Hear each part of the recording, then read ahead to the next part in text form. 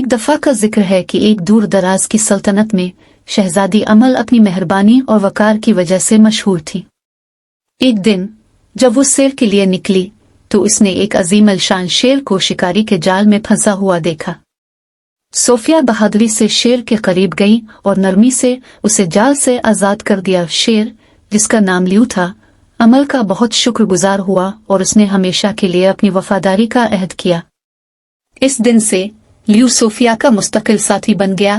جہاں بھی وہ جاتی، لیو اس کے ساتھ ہوتا۔ جب انہوں نے زیادہ وقت ایک ساتھ گزارا تو امل اور لیو نے محسوس کیا کہ ان کے درمیان ایک خاص تعلق ہے۔ وہ بغیر الفاظ کے ایک دوسرے سے بات کر سکتے تھے اور ان کے دل ایک ساتھ دھڑکتے تھے۔ جب ایک ظالم جادوگر نے سلطنت پر جادو کر کے سب کو گہری نیند میں ڈال دیا تو امل اور لیو ہی جاگتے رہے۔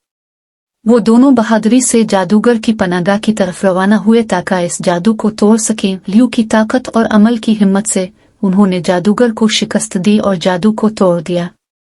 سلطنت بیدار ہو گئی اور بادشاہ اور ملکہ نے لیو کا شکریہ ادا کیا۔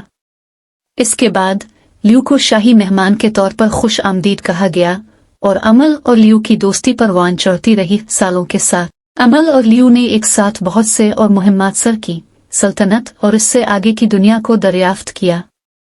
وہ الگ نہ ہو سکے اور ان کا تعلق ہر گزرتے دن کے ساتھ مضبوط ہوتا گیا۔ آخر میں امل اور لیو کی دوستی ایک افسانہ بن گئی جو سب کو مہربانی، وفاداری اور ایک شہزادی اور اس کے شیر کے درمیان ناقابل شکست بندھن کی یاد دلاتی رہی۔